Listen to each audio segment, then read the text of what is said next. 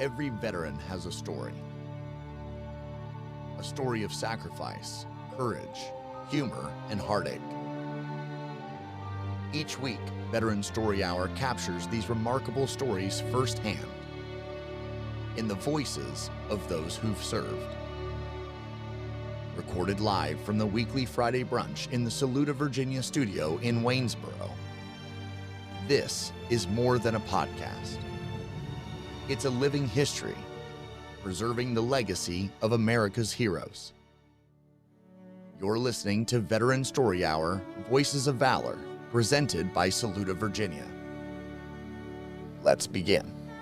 Today's guest is Brian Green, a Guard veteran with quick wit, steady hands, and a job that came with very real risk, clearing obstacles and laying barriers behind convoys in Iraq. He wasn't just serving his country.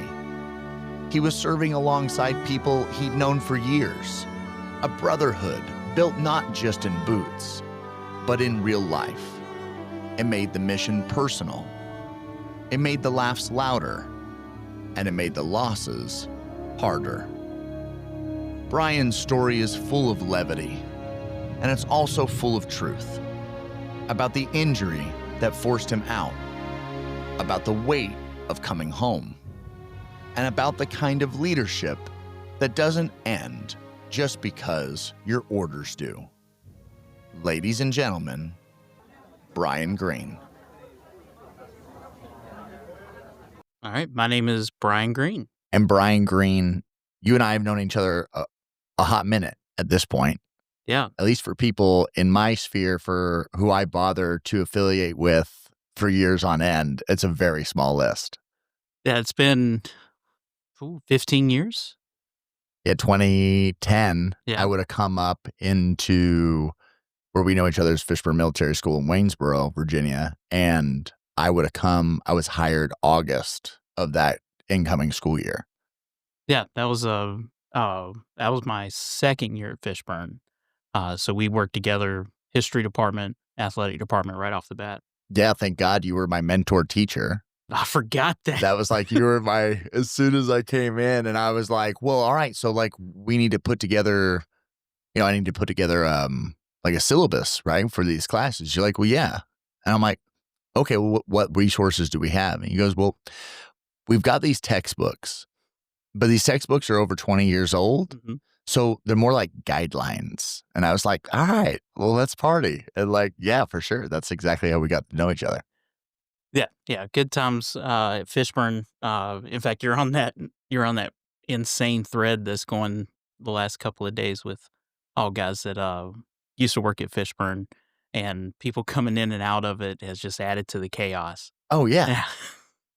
Yeah, and it was because I got to interview Alec Gunn. So Alec good. Yeah.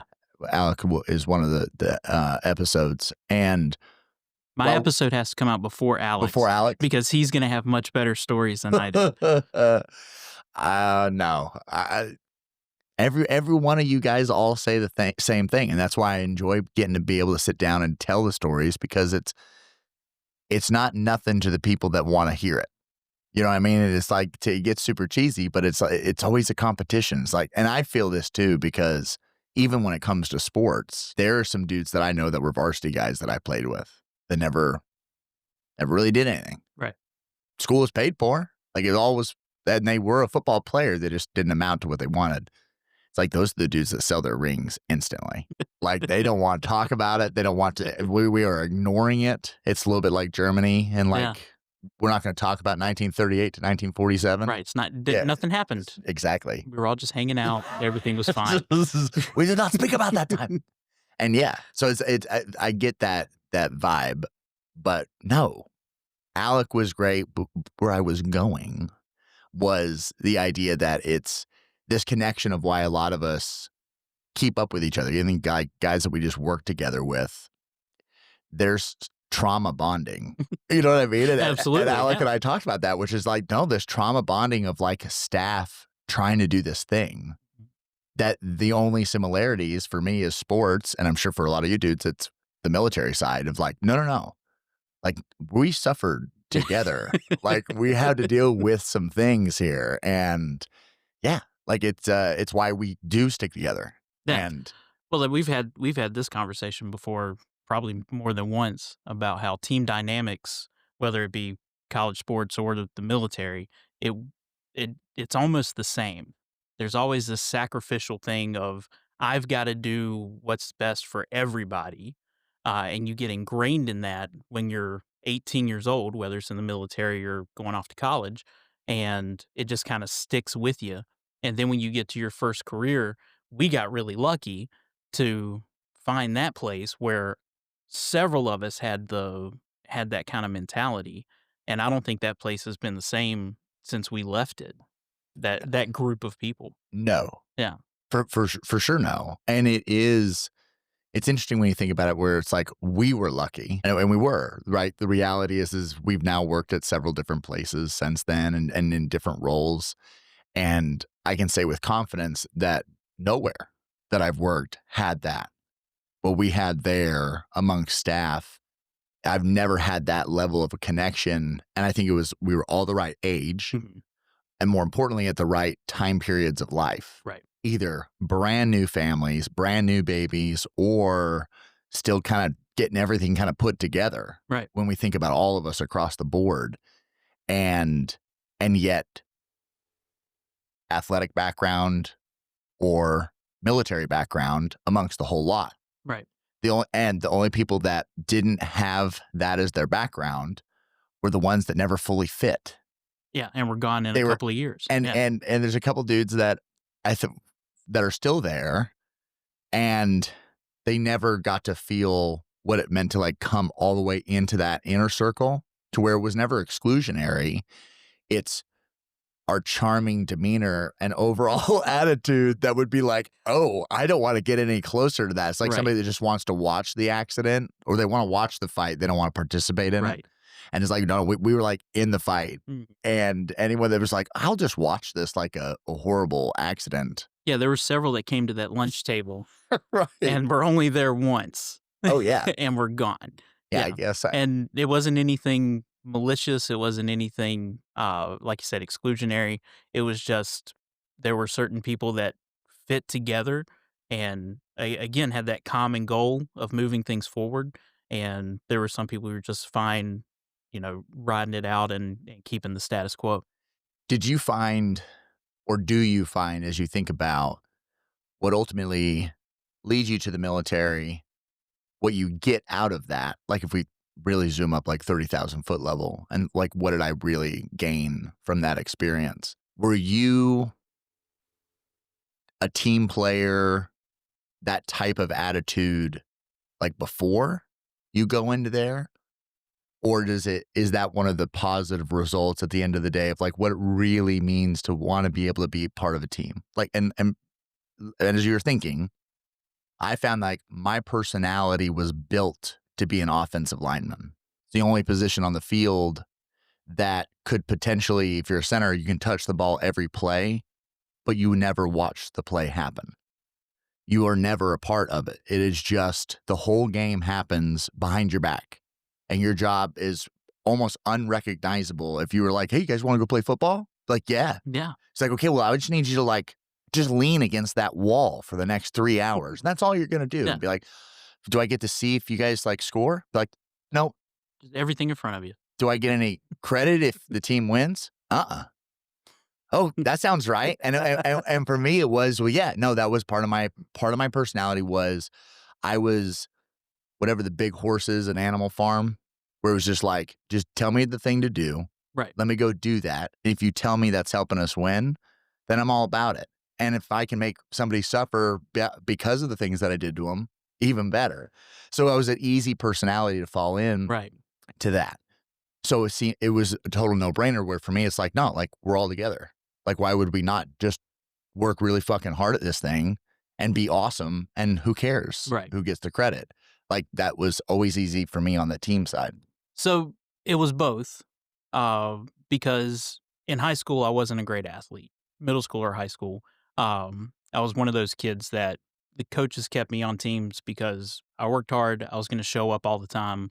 If I got playing minutes, a few playing minutes a game, I was happy. I was there to push guys in practice. Yeah. Right. So knowing that I'm not going to be on the court or on the field that much to like make an impact in the game, then my mentality had to change from, I can't be the superstar athlete, but I can help us win. I can make other people better. And that didn't really go into the military part of it in the beginning because I joined the military to pay for college. It was pre 9/11. There wasn't this huge patriotic fervor going on. And I had, there's several guys who work here who the day after 9/11, they're signing up. Right. Right. And, more power to them. That's great. And I came from a military family, so it was always an option. Right. Both grandfathers, several uncles, cousins that had all joined. So there was never I need to serve my country, but I always kind of had a thing of I want to serve others because I was never great at anything. Yeah. Right? So you just ended up naturally falling into you naturally had it. So Right. where a normal kid would have been like, I quit. Right. And I'm not several playing. did. Right. Yeah. And for you, it was already ingrained in you. Right. Where it's like, well, no, like that's all right. Like I can do other stuff. Yeah. Yeah. Yeah, I can help out. So then when I joined the military, I loved it, right? I've told several people basic training was one of the most fun times of my life. I've heard that. I've heard that now a couple of times. Because I already knew, again, military family, I knew things weren't, nothing I was going to do there was going to be right. Because everything is critiqued, everything is changed. You got to do things over. And and that's the advice I give to kids, because being in military school now for 15 years, we do get kids who are going into the military. And my advice to them is you're not going to do anything right. As soon as you accept that and just do what they tell you, then it's going to be easy street, right? Then the rest of it is just running through the woods and playing with guns. It's great, right? It's all kinds of fun. So yeah, once I got to basic training and loved it, that side of me came out again where we need to do, because when you're in a company in basic training, there are different platoons and you're constantly competing with those platoons as a unit, right? So everybody in that company starts at the same time. Your goal is to finish on that same date. You go through the phases at the same time, and there's different things along the way, and you get banners on your streamers on your company guidons or platoon guidons and everything else. And that was a big deal for us. So kind of everybody fell into, well, I may not shoot expert, but if I can shoot sharpshooter and help somebody who's shooting marksman in practice to shoot sharpshooter, then we're helping. Right. Right. We're pushing things forward. And then when I got to my unit, I was a National Guardsman. So, in the Army, you go in, as soon as you leave basic training, if you're in active duty, you're heading off and you're meeting all new people, and it's an all new situation, all new environment. For Guardsmen, most of us join the unit where we live. Oh. So I knew all these guys. Or most of them. My first sergeant worked with my dad at the mill he worked at, right? And when I go in for summer help, he's leaning on me constantly about join the guard, join the guard, join the guard, right? Okay. Which was one of the reasons that I started considering it. And then when I messed around, didn't get any financial aid or scholarships, and I was like, I need to get some help here to make sure I can go. So we all knew each other. When we deployed, there were 4 guys that I went to high school with, and 2 of them I graduated with, and that were already friends. And this is not a big city?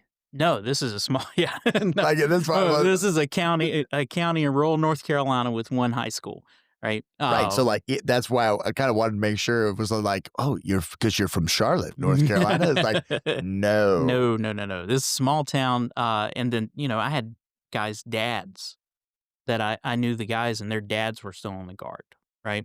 Because you don't move around a lot. So is it because it truly is regional or geographically based? It really is, or it was then. Yeah. Right. The guard's gone through a lot of changes since September 11th and different restructuring and things. But then it was all local guys.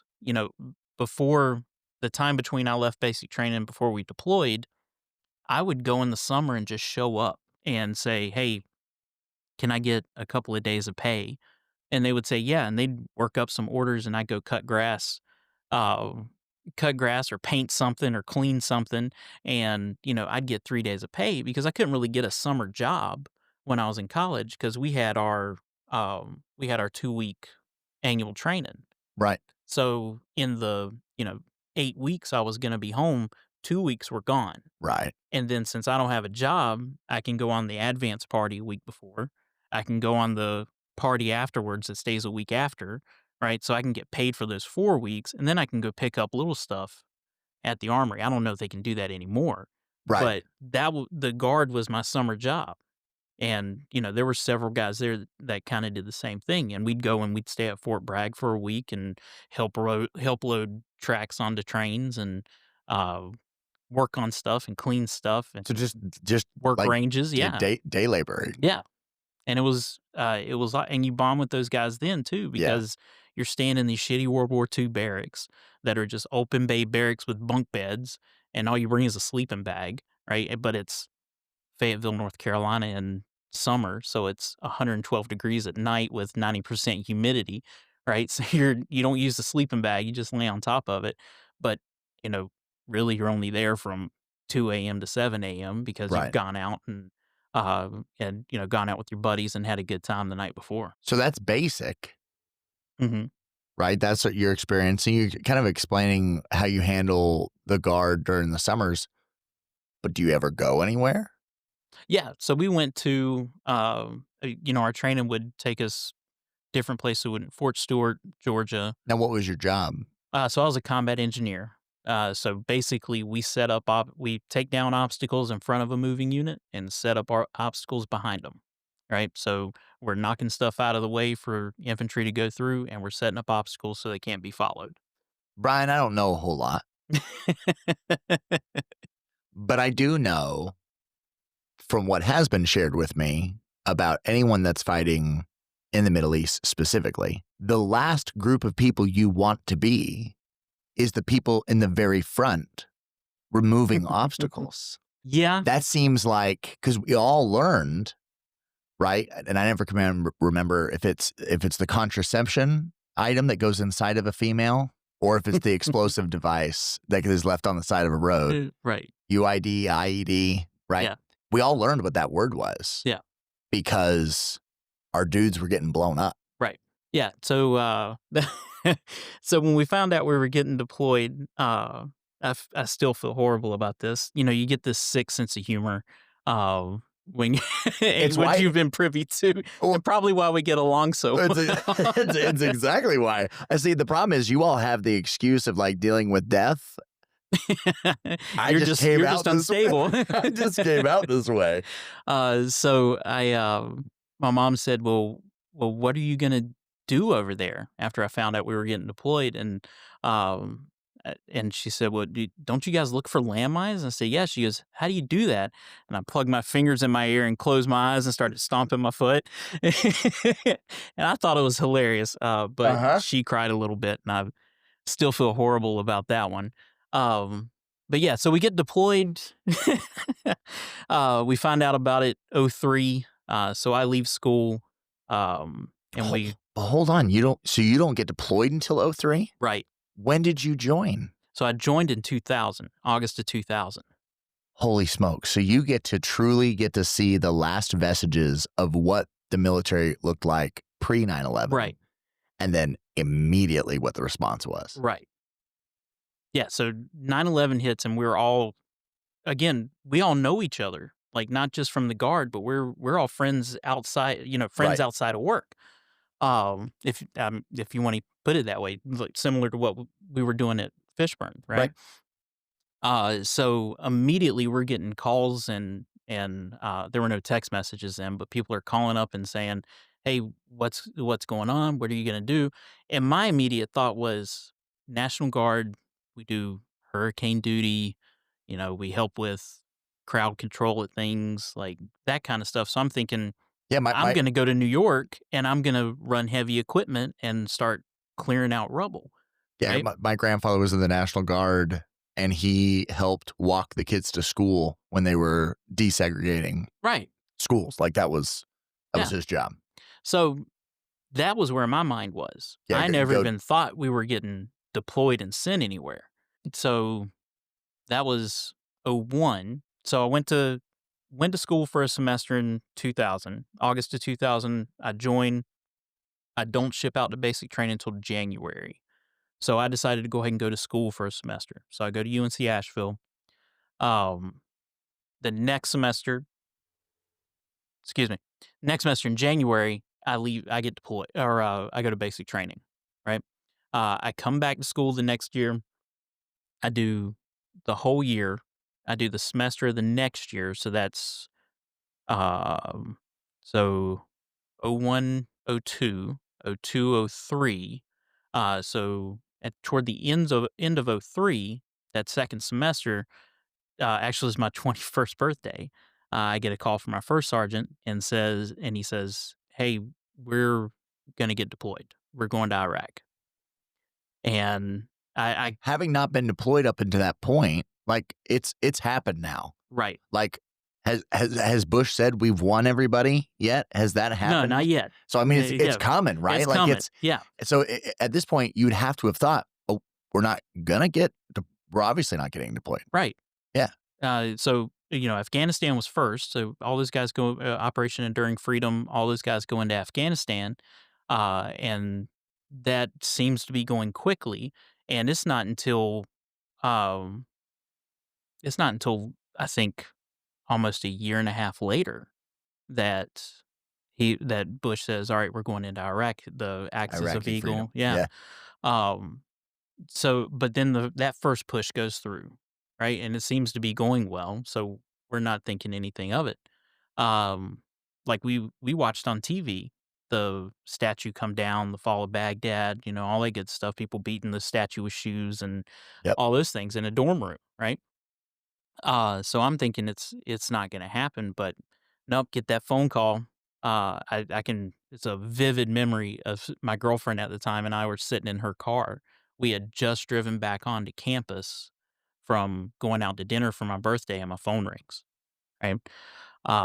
I can't remember what he said, but I know he told us we were getting deployed. I needed to try to grade out of classes, all this stuff. So I hit the ground running the next day and going to talking to all my professors, talking to the registrar's office. I'm looking like I'm going to leave here in about a month. Right. This was February, so I was thinking March, right? I'm going to be out of here in March. What classes can I grade out of? What classes can I not grade out of? Do I just need to drop, right? And of course, they'll let you drop them, right? Even though it's pass, drop, add, all that good Right. stuff.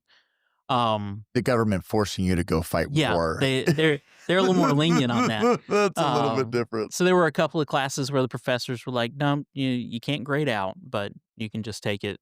You can drop it, right?" So Right. drop those two classes. Well, then we don't leave. Our orders get postponed. We don't go anywhere. So now I am not a full-time student because I dropped 6 hours worth of classes. Right. So now I don't qualify to live in the dorms. Oh my gosh. Now, to UNC Asheville's credit, they recognized everything was okay. They let me stay in the dorms, right? Asheville was great to me throughout this entire process, right? They didn't even have a dedicated VA office. They had one lady who was at the time was familiar with some VA stuff, right? But it never took much for me to come to them and say, "Hey, can this happen? I need this," and they would make it happen. Right. Right. So they were great about it. So there were no issues there.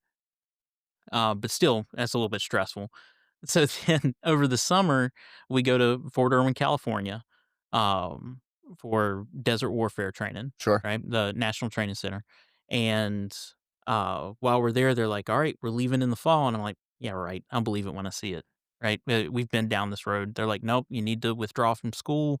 They're telling all, and I was like, "No, I got screwed last time. Now I'm 6 hours behind. Right. Like this isn't happening." I go back to school. I'm there 2 weeks. Like, "Nope, we got to go." Like, shh. All right. So yeah, That's awesome. so then '03, so '03 we deploy out. We go to Fort Stewart, and we're there until we go some other places while we're there. We're at Bragg a couple of times, Camp Landing, Florida, Fort Polk, Louisiana. Um, and then beginning of '04 was when we actually deployed. And you keep the same job the whole time? The whole time. Yeah. Yeah. And while we were at Fort Stewart, we had gotten a hotel room for the weekend. We had a weekend leave. So I'm in a hotel room and I wake up and I turn on the TV and they're showing the capture of Saddam Hussein. And I'm like, we're not going. Yeah, Shit's over. It just ended. Right? We did the whole mission accomplished thing and we're still there. Now we caught the guy. We're still here. We're still there. Like we're not going. Right? No, we went. So the end of January, we go back to Fort Bragg, and then we left from Fort Bragg to go to Iraq. So what are the conversations that are being had within you and the dudes that are in company, platoon? Yeah, so mostly my platoon. So in your platoon. Really close with the guys in my platoon. Assault and operations platoon, right? So we did a lot of heavy equipment stuff, moving dirt, building berms, obstacles, wire, stuff like that. And then we had the 2 line platoons, and those guys were great as well, right? So when we were stateside, our company was split between 2 armories. So Rockingham Armory, where I was the A&O platoon and the headquarters platoon. And then Wadesboro was the line platoons. And those were the guys that strung wire and did all that stuff, right? Yeah. But we were all trained to do both, right? Sure. So we were pretty interchangeable.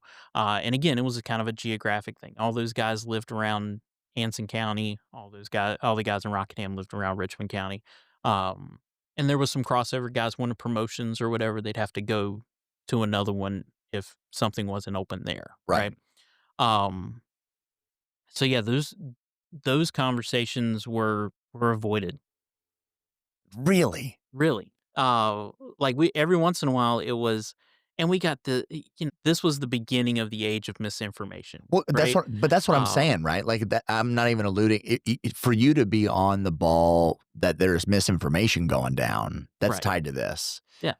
You had to have been deep amounts of ketamine, right? Like you had to be already way out in those waters, which Right. 18-year-olds that are joining the military, you're not swimming in that pool. Right. Right? Like that river's over there. Like you'll get there eventually. Your service will push you in that direction. But at that point, I think it would be almost the most innocuous, most naive questions, which would be like, so what are we actually going to end up doing then? Because it's like, Yeah. Bad guy 1, gone, took over the country, we win. Right. Bad guy 2, like, so I guess, was it just Osama bin Laden? Is that the idea? Because he was still cruising around at this point. No, it was not bin Laden, right? Because we did know we were going to Iraq, right? So moving in that direction, we got a whole lot of, we have to go over there, axis of evil, all this stuff. We have to go over there before they come over here, right? And there was a lot of Al-Qaeda things being tied to Saddam Hussein, Right. that if you really took a step back and looked at it, Saddam Hussein didn't want any challenge to his power. So there's no chance that a fundamental Islamic group is just going to move in and take over, and he's going to have ties to them. Especially, I mean, I don't want to drag us too far in this direction, but it's like, especially if you know any of your history from the 90s. Right. And how Saddam Hussein, he kind of learned how to party with the big bad baddie from the West. Like, Right. he's like, oh, this is how we have to do it. Okay, well, then we'll just work together on this kind of a thing. You let me Right. be my psycho self over here, and then we can coexist. Yeah, what does Eddie Izzard say? Just don't kill the people next door, right? Right. You can kill all your guys, just don't kill anybody next door, Yeah, right? like- Pol Pot, fine, man, Yep. you're good. Hitler, nah, you went to Nope. Poland, homie. No, we can't. Now, We can't have that. yeah, that's it, right? And so, like, for sure, if you knew any of your basic history from those time periods, it would be like, Yeah, the last thing he's going to do is kick the hornet's nest on this. Right. Yeah. Yeah. But, I mean, there was no question for any of us that Saddam Hussein was a bad dude. And like, but once he's out of power, then we are questioning, why are we going? Why are we doing this? And that was kind of in the back of my mind, where Yeah. because it is an interesting thing, because you've now been in for a little bit. Like, there's a reason why you want to get 18-year-olds to join the military. Yeah. Like, this prime time. Mm-hmm. Like, it's the same reason why for my coach in college, his ability to manipulate us and get us to do what as a team, like, we're not talking about like crazy things. Right. But the reality is the goal is to make a team that's going to work as one and is going to do anything that you tell them to do. Right. For sure, that was me. Even in military school, right? Your strongest, your heavy, right? Your heaviest hand is going to teach the freshman leadership courses. Right. Right? Right. The guy that's gonna do the best job. Not that anyone else is not capable of teaching freshman leadership classes, whether ROTC or otherwise. Right. But that's why that's when you go to a public school, to a ROTC unit, the NCO, the high ranking NCO, the BAM, right? Right. It's all the freshman teacher is always a first sergeant or a master sergeant or a sergeant first or a sergeant major, right? Because they spent their career being the heavy. Right. So they come in and teach the freshmen, and now you're getting these freshmen, you're molding these freshmen to be what you want them to be before they start going through the rest of the program. Right. Right. Same thing in I basic never training. knew that. Yeah. I never knew that. Same thing in basic training, right? The drill sergeants are the meanest dudes you're going to meet your entire military career. Yeah. Right. So, you know, they're getting you in line, and that's why you can't do anything right, you know, because they're going to tell you you're wrong until you do it exactly how they want it. Right. Right, to the standard. And once you get to the standard, then they can move you up. And you see it in every unit. The first time a private rolls into his new unit, active duty, guard, reserve, the first time they see any chevrons, they're bracing, they are standing at parade rest, they're answering everything, yes, sergeant, no, sergeant, and even once in a while slip up and say drill sergeant, right? Because they're scared to death of those NCOs Right. because they know that's the heavy. Right? Those lieutenants roll up, first lieutenant, second lieutenant, right? They're your buddies. They're the guys that are hanging out in college. And then of course the E4 mafia, the sham shields, right? They're the guys that are causing all the trouble, right? Because they've learned the game. Right. They know they've got the time and place switch, right? This is the time and place to be professional and take care of our shit, and this is now we can turn it off and we can just be dudes. Right. But anyway, so yeah, we're rolling. And this happens to us all the time. We get off track when We're not off track at all. We're doing great. But you know, these you've got all these young guys who the biggest thing for us was, did I want to go? No, I didn't want to go. Right. But you know, John Player's going, and Jason Covington's going, and Chuck Watson's going, and Kermit Cox is going, and Brad Carter's going, and Cliff King, Big Huff, right? All these guys, Jason Wood, you know, all the guys that we all came in together. We're all the same age. We all either went to high school together or played against each other in high school, Mhm. right? Or chased the same girls in high school, right? We're all there together, and if they're going, then I'm going. Right. Right. And so, Because I'm not going to also be the only asshole left at home. right. And the point, and the reason that the government or whoever else is telling us to go is irrelevant at that point. Right. Right. If one of us is going, we're all fucking going. You know, because, you know, you have, again, I didn't join for any patriotic political reason. Right. Right. I joined to pay for college. But once I got in the shit with these guys, then it was, these are the guys that I'm going to be friends with the rest of my life. Mhm. These are people I cannot let down. Right. And if something happens to him and I'm not there, I'm going to feel horrible for the rest of my life. Right. Right. And that came up when we were supposed to deploy a second time. Right. This was 2008. we're supposed to deploy a second time, and just a couple of months before that, I'd broken my femur. So we're going through all the medical, legal, all that stuff that we have to go through before deployment. I'm on Sure. crutches, right? And wheeling around, and the guy's like, the doc is like, you can't deploy. Look at your leg. And I was like, no shit, right? I get that. I said, but I'm going to be better. Right. If they're gone for a year, I'm going to be better before that.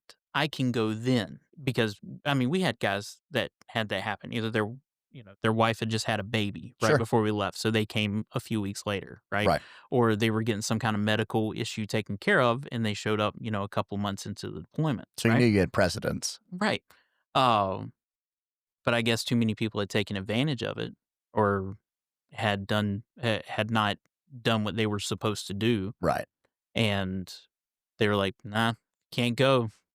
Honorable discharge, medical reasons. And it was the most confusing moment of my life, because I don't want to deploy. I got real lucky the first time. Didn't see anything heavy, right? Barely got shot at, like just Barely. I love that. What an asterisk, right? I don't think I was aimed at, but like there were bullets and mortars and stuff, they but they were weren't involved. for me. So I felt like I'd kind of gotten away with one there. I'm happy that I don't have to go back.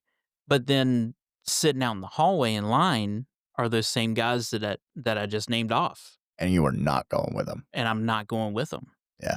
But I go back out in that hallway and I sit there, and I probably would have said the same thing. John Player was my battle buddy, right? Yeah. We went to high school together. We were really close, right? And even leadership knew we couldn't be separated, right? We shared bunks, right? We shared cars, right? Everything was ours. There was no mine, no his, Right. So I go back out in the hall and I sit next to Player, and I was like, I got to figure out something to do. I'm not going. I got to figure out how to go. And he goes, and John Player is a 6-foot Cherokee Indian. Okay. Weighs about 220, right? The kind of guy that wears a pink shirt to a bar just to get into it. just to get into a fight, right? Yep. I've only seen 2 people in person knock somebody out, and he was one of them, right? Yeah. So he was my guy, and he looked me square in the face and he said, "You're not going." Yeah, like God just blessed you, homie. And I was like, no, I need to. He was like, "I will fuck you up if you find a way to go on this deployment." And he was dead serious. Sure. So, I that was a long year that they were deployed, and I had taken my first teaching job at a public middle school, right? So that, God. yeah. Brian. So I should have been deployed. Probably would have had an easier time. Would have had a much dealing easier with time. dealing with a bunch of middle schoolers. And a middle school, public middle school Yeah. for your first gig. First gig. It was education. I bet it was.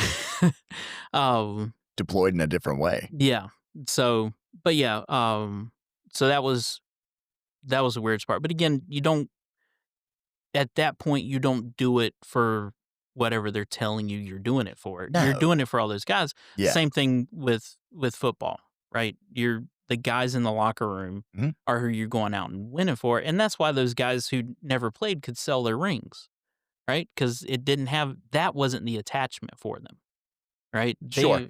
Their attachment was, I was on the team, I was with these guys, right? That's all I need. Brian, is football. Football's fun, right? Football's fun, sir? No, it's football, dude. I need the rings. You want to know why?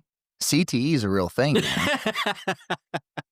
Are we just assuming that we're just going to remember all these stories? The best thing about the fact was that the teams that I played for, they filmed everything. So anybody gets their hands on it, whenever we get to see any clips, I'm like, oh, there I am. I don't remember that don't until remember that that. moment, right? But I have to see it. So it's like, no, the rings are there being like, Hey. where were you in 2010? I'm like, oh, I beat Ohio State. That's what I did that year. You know what I mean? Glenn, Which one? Hold on. What year was it? I got to cycle through and find it. Your hands full of championship rings. Yeah. Oh, man.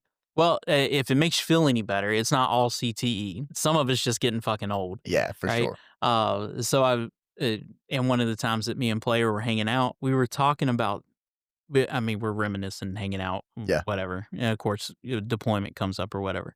And I had completely forgotten this story and had no recollection of it until he told it to me. Yeah. And then it all came back, right? So we were on a convoy. So we flew into Kuwait. Some people flew into the FOB that we were staying at, the forward operating base, while the rest of us took all the equipment, right? Sure. So I was one of the lucky ones that gets to drive.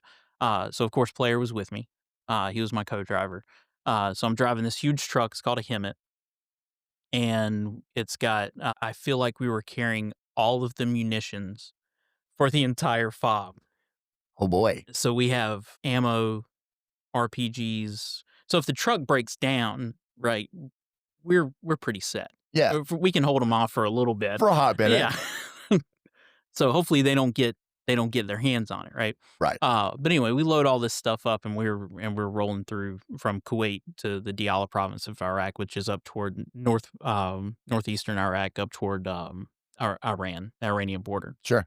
So we're going up there and we're going through Baghdad, and I see they warn you the IEDs, like they're disguised in all kinds of ways. So there's always piles of trash on the side of the road and dead animals and all this other stuff. So I'm just watching all of this. Like, is that the one that's going to blow up? Is that the one that's going to blow up? Is that the one that's going to blow up? And is it legit that, like, now is the Hemet the one that has the blast plates like under? We didn't have blast plates on anything. No way. We went in there with soft shell Humvees. When we were in Kuwait, we stole a bunch of ratchet straps that were laying around and started filling sandbags to put everywhere we could to protect against any kind of blast.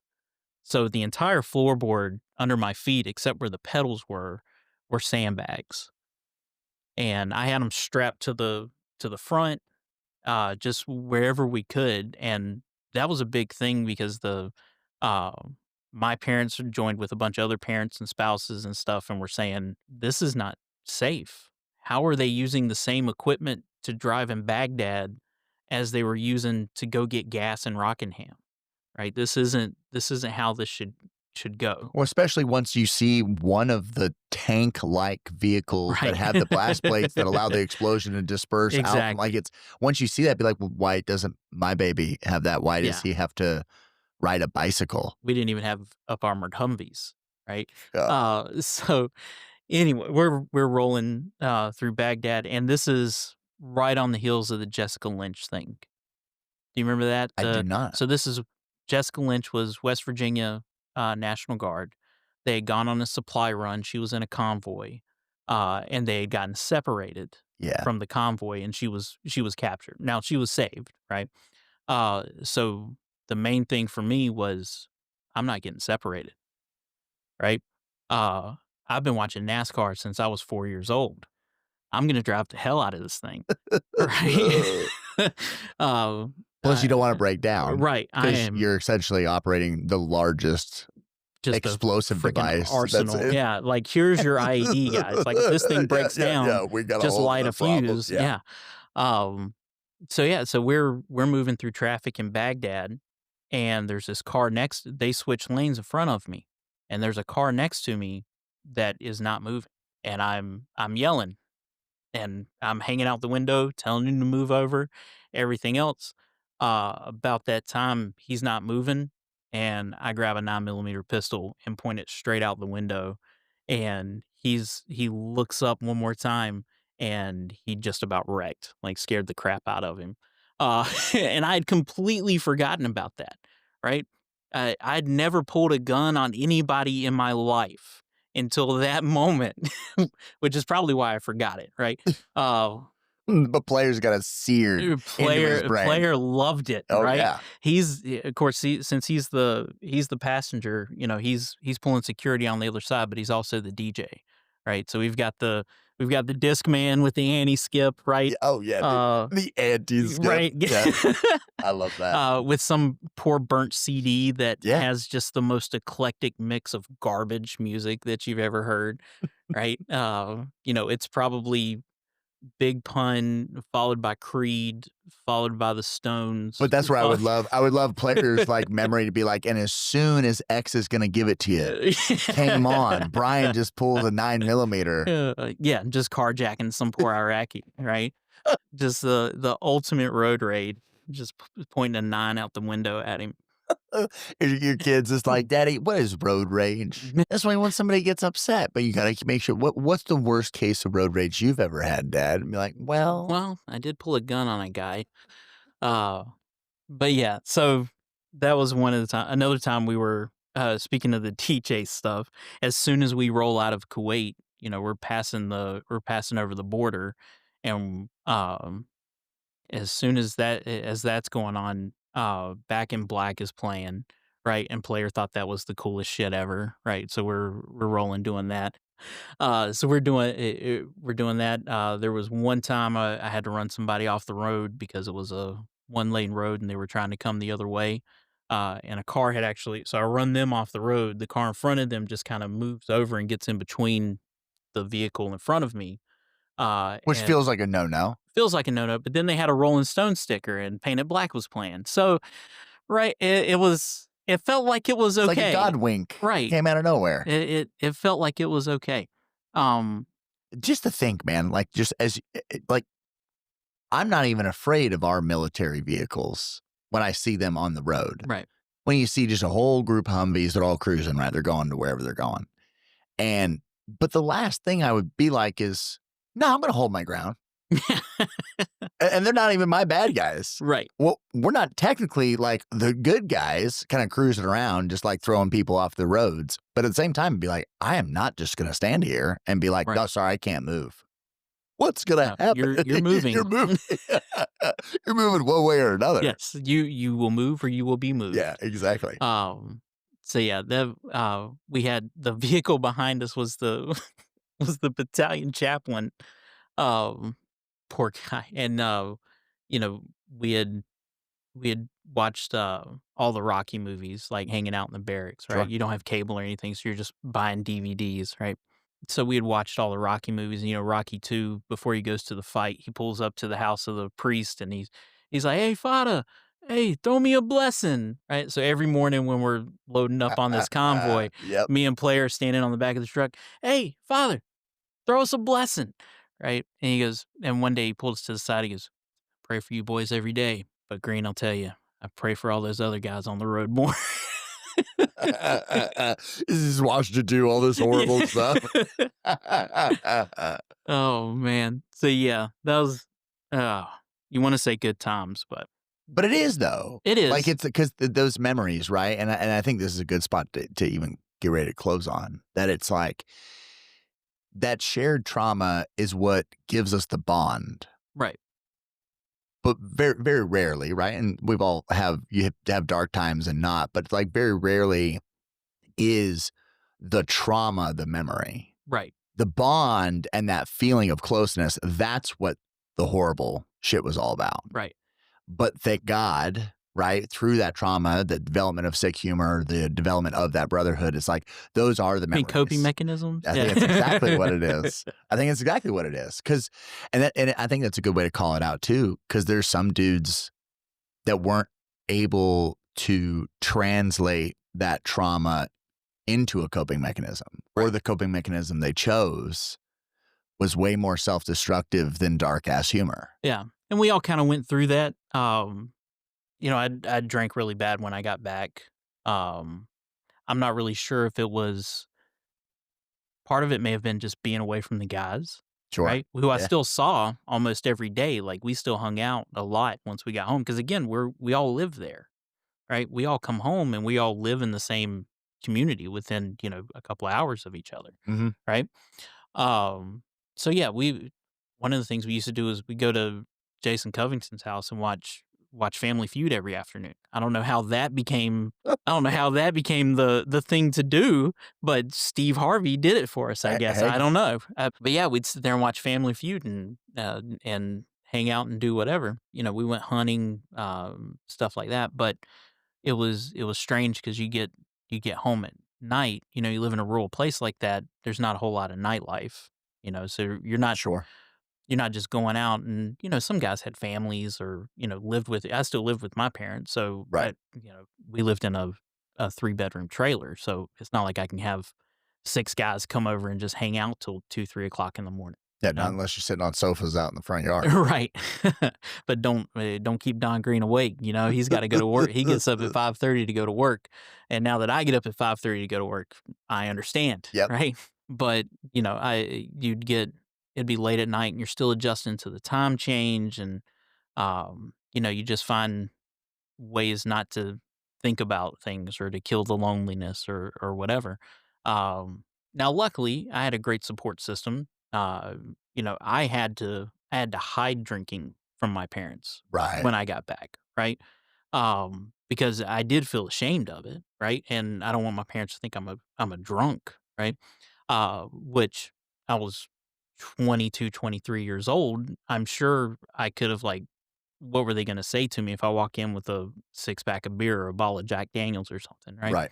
But I think, having that strong network of people with me, being able to see those guys every day, right, or just about every day, and my parents and rest of my family being fully supportive, right, it didn't last a really long time, right. Yeah. I was able to kind of find other things to kind of occupy my time, occupy my mind. So that was good. Um, but yeah, the trauma stuff you don't think about all the time. Um, If somebody brings it up, I'll be like, "Oh, that was terrible. yeah, that We did do sucks. that." Yeah, yeah, like Yeah. but that's But then where remember the time you slept with the post sergeant major's daughter? Remember that? yeah. Like, oh yeah, He's yeah. trying to throw you out of the top building. Yeah, Like, this yeah, is oh, great. yeah. Yeah. Uh, remember that time we had a hooker bring us home from the bar? Like, oh yeah, I do remember Before the that. original Uber. You know? Yeah. Should have known that this random woman telling us she'd give us a ride from Waffle House at 2 a.m. was on the up and up. Um, that's why you travel in pairs. That's efficiency. Have a battle buddy. Nah, I give her mad credit because she's making the sale early Yeah. and then closing. Like, and yet there's Oh more. no, there was no closing. behind door number 2. No closing. No, I'm not saying I didn't say she closed it. I said she tried to. She's like, not only can I drive you, but Oh, behind no, door number 2. We handed over some gas money and got the hell out. Right.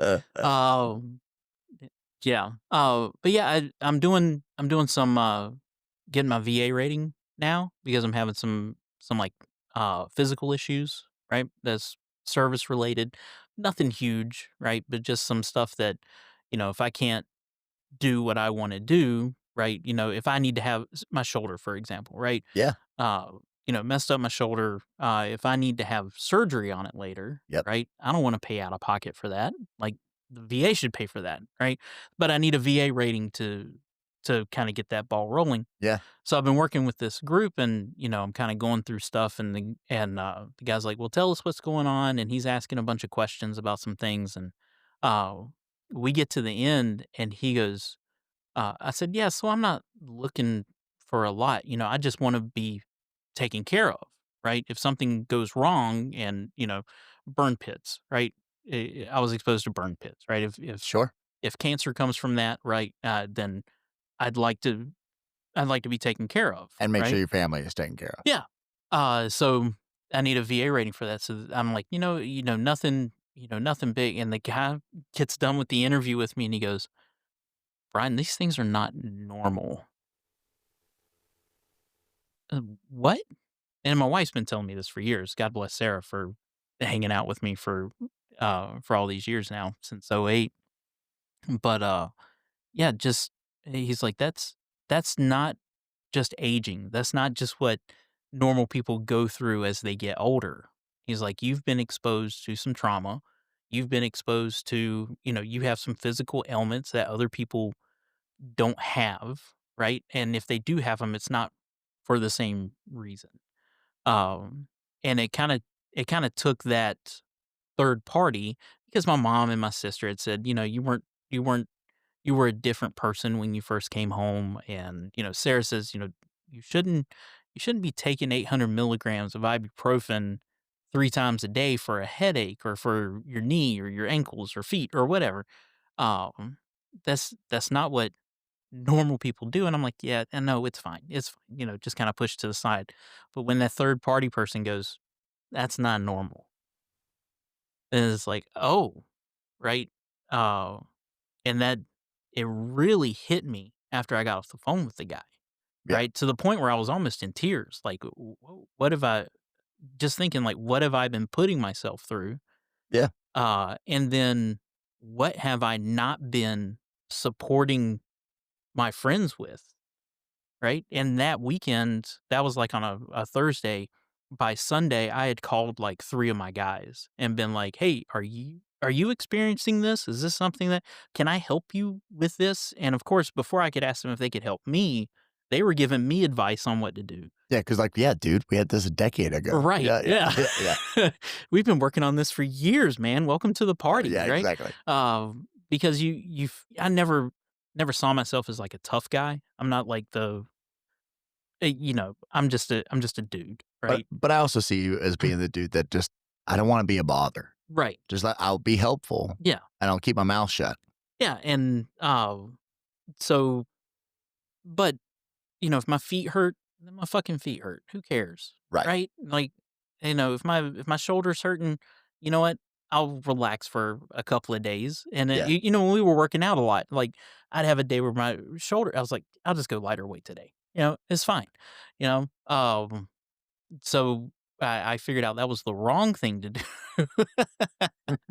And I should have been looking for help earlier. Yeah. So yeah, and you don't want to talk to your guys about it because it almost feels weak, right? I get that. But now I feel bad that I haven't been ain't true. talking about it. But that's exactly Yeah. right. It's like if there's anybody that gets it, It's them, they're the only ones. right? Only other dudes. Like I can talk to a guy that's 6'5" or above and is big, and we can talk about certain things. Or About smacking your head on door frames. Yeah, exactly. I don't Like, have that man, problem. how much does that suck? 'Cause you got to bend over on these things. But yeah, the only dudes that you play ball with, like they get like, Mhm. yeah, we're only in our 30s. Right. And it's like, no, yeah, that's our normal. But nobody understands. But it's not normal. But it ain't normal. Right. The reality is we chose to go do that. And it's okay to get help for it. And for us, but it's different. Yeah. You guys chose, but you didn't get to choose where you went. The situations you were put in. I got to choose to go play ball. They didn't know how dangerous it was back then. Right. And that evolved over time when I played. It's why I feel differently about wanting my boys to play. Right. But the reality is I would do it all over again.